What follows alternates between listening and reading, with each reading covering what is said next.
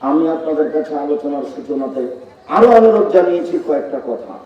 5 ওয়াক্ত সালাতের সাথে কোনোদিন, নামাজের সাথে কোনোদিন আপোষ করিয়েন না। সময় হলে পড়তে হবে, আপনি বাধ্য।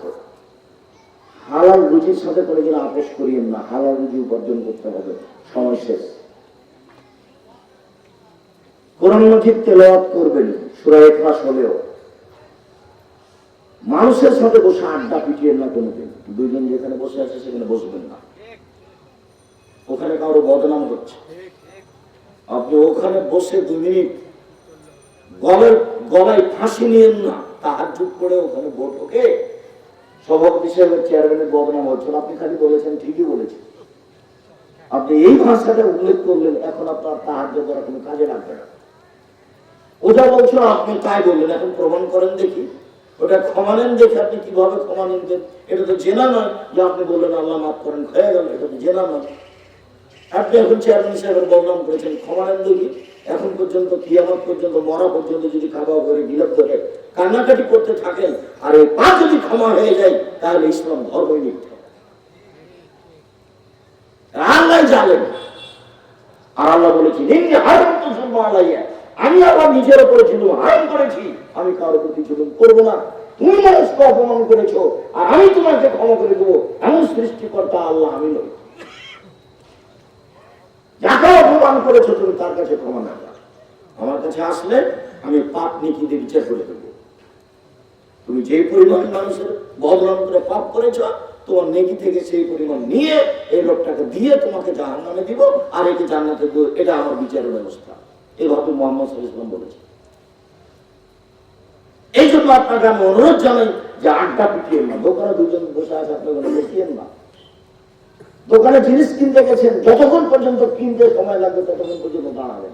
30 বছর থেকে আমি অনুরোধ করছি। আমি নিজেও কোনোদিন বসি না।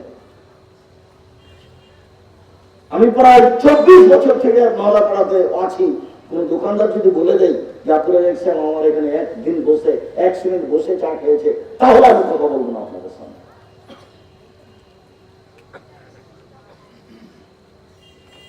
অযথা আড্ডা পিটে মানুষের বদনাম করে ইহকাল হারিয়ে পরকাল হারিয়ে কি করবে না। সময় শেষ। কালকে দেখেছিলেন 20 বছর বয়স, আজকে দেখছেন 50। আমি দেখতে দেখতে আমার দিনী ভাই যারা আমার পাশে পাশে হাঁটে আসছিলেন, সবার গাড়িগুলো সুন্দর ছিল, একবারে তাজা ছিল, দেখছি সবাই ঘুরিয়ে গেছে। আমি তো রাজ থেকে আসিনি, 90 সালে এসেছি আমি ওই ফতেহ আলী মসজিদে বৃহস্পতিবারের কথা বলতে। 90 সালে এসেছি আমি বৃকুষ্টিয়া মাদ্রাসায় বক্তব্য দিতে। 90 সাল থেকে আছি মাঠে আমি। সম্মানিত দিনী ভাই বোন, আপনাকে জরুরি কয়েকটা অনুরোধ করার পরে আবার ফিরে আসি যে নেশাদার দ্রব্য পান করা এমন একটা পাপ যাতে দুনিয়াবি শাস্তি উল্লেখ আছে, পরকাল তো জাহান্নাম আছে।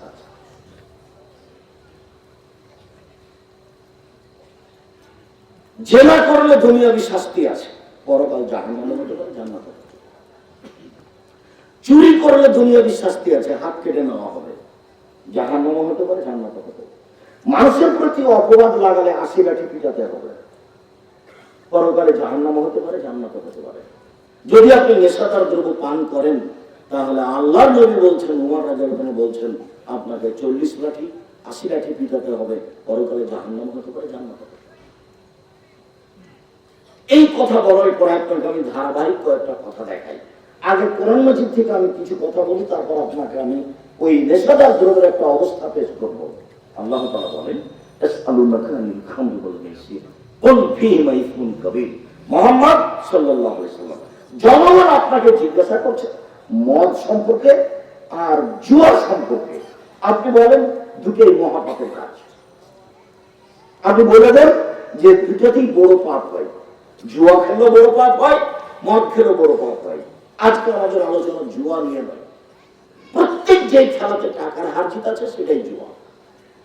সেটা যেটাই হোক, ক্রিকেট হোক, ফুটবল হোক, ব্যাডমিন্টন হোক, র্যাকেট হোক, আরো কোনো কিছু হোক, বা এমনি টাকার হার জিত হোক, প্রত্যেক যে খেলাতে টাকার হার জিত আছে তার নাম হলো জুয়া। বোঝা গেল না মনে হয়? আর যে খেলাতে টাকার হার জিত নেই, সময় নষ্ট হয়, এটাও খারাপ। এমনি বসে বসে লুডু খেলছে, টাকার হার জিত নেই, কিন্তু সময় মুসলমানকে এভাবে বসে থাকতে দিবে না।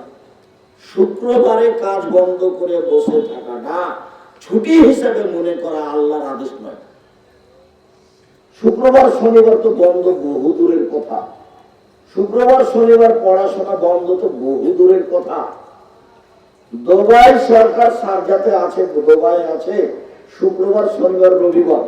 শুক্রবার গেল মুসলমানের, শনিবার গেল খ্রিস্টানের, রবিবার গেল ইহুদিদের। 3 দিন ছুটির দিন। আর তো কত দিবস আছে আল্লাহর হস্তে। তাহলে পড়াশোনা কোথায়? প্রতিদিন মানুষকে কাজ করে খেতে হবে, তার প্রমাণ আপনি জানেন। কিভাবে একটু বলেন তো।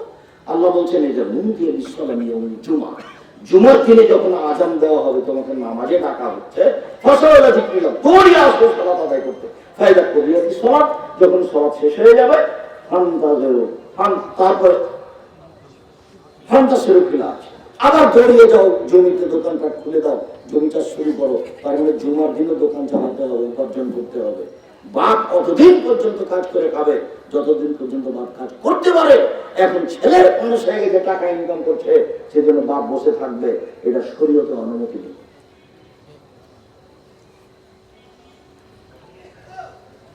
অপচয় পয়সা খরচ করা যেমন নিষেধ আছে, প্রত্যেক দিন পয়সা উপার্জন করতে হবে, এটা জরুরি আদেশ। জুমার দিন নয়, এমন কোন দিন নাই যেটা উপার্জন করা যাবে না, এরকম শরীয়ত না। জুমার দিন হোক আর শনিবার হোক আর রবিবার হোক, সব দিনই পয়সা উপার্জন করতে হবে। পয়সা উপার্জন করতে হবে, এই কথাই ঠিক। আমি যার কারণে ব্যবসায়ী লোককে বলেছি যে চাঁপাইনবাবগঞ্জের মানুষের মতো ওই চাকরি করে জীবনে কিছু করতে পারবেন না। টাকা পাবেন 20,000 মাসে, বা 25,000 বা 30,000, যা বেতনের টাকা পেয়েছেন 25 দিনই শেষ হবে। 5 দিন ধার কর্য করে যাবে। তো 5 দিন যদি ধার কর্য করে যায়, তো ওই সময় যদি বাপ মা বলে যে বেটা কিছু টাকা পয়সা লাগবে, তখনও বলবে মা আমি তো কিছু করতে পারলাম না, দেখি সামনে মাসে যদি পারি। তার মানে চাকরি করে কিছু করতে পারবেন না। যদি নিজের উপকার করতে চান, জাতির উপকার করতে চান, ফকির মিসকিনের উপকার করতে চান, তাহলে ব্যবসা করতে হবে। যার কারণে জমি চাষের আল্লাহ রাসূল নিন্দা করেছেন, আর ব্যবসার ব্যাপারে খুব মান বাড়িয়ে দিয়েছেন। তিনি বলছেন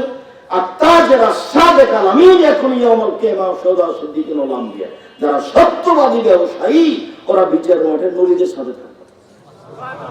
এরকম উপার্জনের পথের ব্যাপারে কারো এরকম কোন প্রশংসা নাই। জমি চাষ করা হোক আর চাকরি করা হোক, আল্লাহ রাসূল সরাসরি বলছেন সত্যবাদী ব্যবসায়ী নবীর সাথে থাকবে। ওতে টাকাও আছে বেশি, ওতে মানুষের উপকার করাও আছে। আবার তিনি বলছেন আর তেজের আত্মার কি তোমার হারাম। ব্যবসা করলে অনেক সময় মিথ্যা কথা চলে আসে, ব্যবসা করলে অনেক সময় কসম চলে আসে, অজান্তে ইচ্ছে করে অনেক চলে আসে, বা শুভ ভবিষ্যৎ কাজ তোমরা দান খায়রাত করে এটা মিটিয়ে দাও। তার মানে ব্যবসা করলে কিছু সমস্যা চলে আসে, এ কথা মুহাম্মদ সাল্লাল্লাহু আলাইহি ওয়াসাল্লাম জানতেন। সামাজিক সমস্যা আছে, সব সমস্যার মোকাবেলায় বৈধ যদি জিনিস হয়, যেটার ব্যবসা করছেন সেই জিনিস যদি বৈধ হয়, তাহলে সেখানে কোনো জায়গাতে যদি টাকা লাগে দেওয়া লাগে তো দিবেন। কাস্টমাররা আপনার কাস্টম অফিসে আপনার চট্টগ্রামে এসে মাল নেমেছে কয়েক কোটি টাকা, এখন জাহাজ থেকে নামাতে দিবে না, ওই একটা সিগনেচার নিতে হবে অফিসারের কাছ থেকে, তো 50,000 টাকা লাগবে। আর নিজের টাকা দিলে ব্যবসা করতে বলতে 50,000 টাকা দিব মানে, যদি আপনি না দেন, মাল যদি নামাতে দেরি হয়, প্রতিদিন 50,000 জরিমানা। এখন ওই 50,000 দিয়ে আপনি মাল নামান, এটা আপনি মাজলুম হলে জানেন, এটাতে আপনি ক্ষতিগ্রস্ত নন। জমির দাম 10 লক্ষ আর জমির রেজিস্ট্রি হচ্ছে 6 লক্ষ, তো কাছাকাছি হয়ে গেল। তো জমি রেজিস্ট্রি করতে এত টাকা খরচ হবে কেন? এর নাম জুলুম, এর নাম হলো জুলুম। রক্ষা পাবে না কেউ, সাবধান থাকেন। বলছিলাম সম্মানিত দিনী ভাই বোন, আল্লাহ তাআলা বলেন ইন্নামাল খামরু ওয়াল মাইসিরু ওয়াল আনসাবু ওয়াল আজলামু রিজসুম মিন আমালিশ শায়তান। পৃথিবীর মানুষ মনে রেখো, নেশাদার দ্রব্য পান করা, জুয়া খেলায় অংশগ্রহণ করা, মূর্তির আস্তানায় যাওয়া, লটারি করে শয়তানের কাজ। যদি লেগে যায় 40 লক্ষ টাকা, 20 টাকা দিয়ে আপনি লটারি কিনেছেন, স্বাভাবিকভাবে পাপ ক্ষমা হবে না, তওবা করতে হবে। লটারি হারাম, কিয়ামত পর্যন্ত লটারি হারাম। ছবি মূর্তির আস্তানায় যাওয়া চিরদিনের জন্য হারাম। মদ চিরদিনের জন্য হারাম। জুয়া খেলা চিরদিনের জন্য হারাম। কোরআনে মাজিদে আল্লাহ ঘোষণা করেছেন। এইবার আপনাকে আমি মদ যে হারাম ওর ক্ষতিটা আল্লাহ রাসূল কিভাবে বলছেন আপনাকে আমি দুই তিনটে সাইড দেখাই। একটা হলে যে এইগুলিকে আল্লাহ নবী দেখেন কিভাবে। এক, উসমান রাদিয়াল্লাহু তাআলা আনহু বলেন, রাসূল সাল্লাল্লাহু আলাইহি ওয়াসাল্লাম বলেন,